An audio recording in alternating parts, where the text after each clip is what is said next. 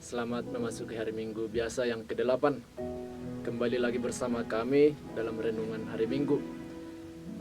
Bacaan-bacaan hari ini diperdengarkan kepada kita mulai dari bacaan pertama dari kitab Yesus bin Sirak bab 27 ayat 4 sampai 7.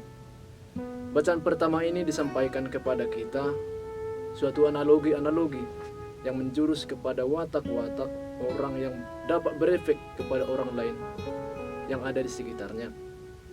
Seperti yang dikatakan dalam ayat 6, nilai ladang ditampakkan oleh buah pohon yang tumbuh di situ. Demikian pula bicara orang menyatakan isi hatinya. Ini adalah salah satu dari 4 analogi yang diperdengarkan kepada kita dalam keseluruhan perikop bacaan pertama. Kalau dalam bacaan kedua, dari surat pertama Rasul Paulus kepada jemaat di Korintus, bab 15 ayat 54 sampai 58.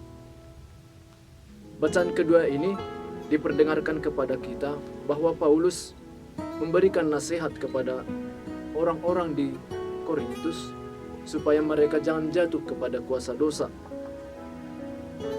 dan mereka harus giat dalam pekerjaan Tuhan. Sebab persekutuan dengan Tuhan, semua jerih payah kita tidak akan sia-sia. Dan bacaan Injil hari ini diambil dari Lukas bab 6 ayat 39 sampai 45. Bacaan Injil hari ini diperdengarkan kepada kita suatu seruan-seruan moral dalam bersikap. Dapatkah orang buta menuntun orang buta? Mengapa engkau melihat selumbar di dalam mata saudaramu, sedangkan balok di dalam matamu sendiri tidak engkau lihat? Pohon yang baik akan menghasilkan buah yang baik, sedangkan pohon yang tidak baik tidak akan menghasilkan buah yang baik. Saudara-saudari yang terkasih, ketiga bacaan ini sangat berhubungan satu sama lain dan sangat cocok untuk kita renungkan, terutama untuk memasuki masa Prapaskah yang tidak lama lagi. Dalam bacaan pertama, Yesus menyampaikan dalam kitab Sirak, pohon itu terlihat dari buahnya. Bacaan kedua, Paulus mengajarkan bahwa kita harus meniru pekerjaan Yesus Kristus agar kita dapat menghasilkan buah yang baik. Dalam Injil, Yesus juga membuat kiasan tentang pohon yang baik dan yang tidak baik akan terlihat juga dari buahnya.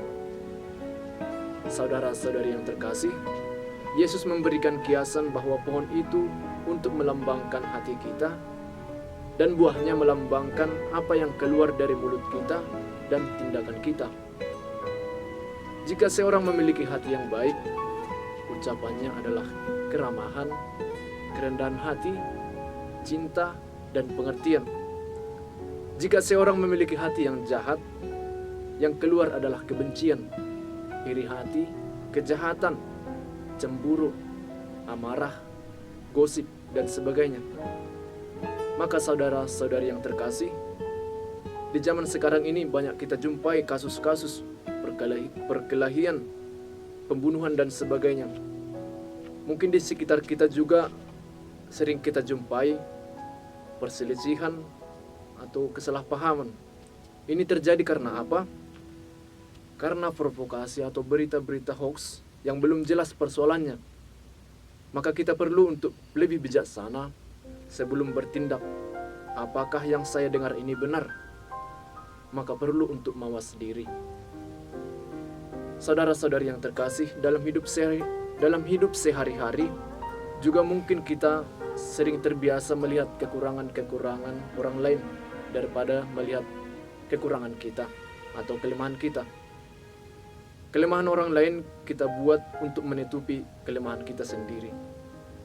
Kita kadang suka menghakimi atau mengadili orang lain, tetapi kurang menyadari dan sulit untuk menilai dan menyalahkan diri kita sendiri. Sehingga inilah yang diawaskan oleh Yesus dari kita untuk jangan bersikap munafik. Kita mungkin bisa menyadari diri kita bahwa kita ini kadang menghakimi orang lain. pelit untuk memberikan sesuatu kepada orang lain. Padahal kita yang lebih parah dari situ, yang hanya mau menerima dan sulit memberi. Maka ini yang perlu kita refleksikan dalam hati kita melalui sabda Tuhan yang diperdengarkan kepada kita hari ini.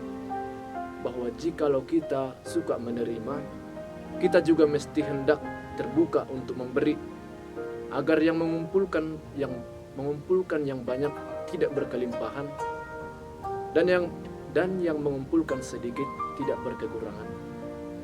Maka para saudara-saudari yang terkasih, dalam memasuki Prapaskah ini, mari kita berbenah diri, melihat diri kita masing-masing.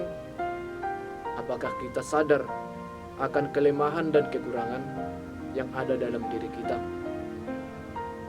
Kalau aku tahu dan menyadarinya dan memperbaharuinya, aku akan berani mengoreksi kelemahan dan kekurangan orang-orang yang ada di sekitar saya dengan cinta kasih Tuhan. Selamat memasuki masa Prapaskah nanti. Salam sehat, Pace Ebeni.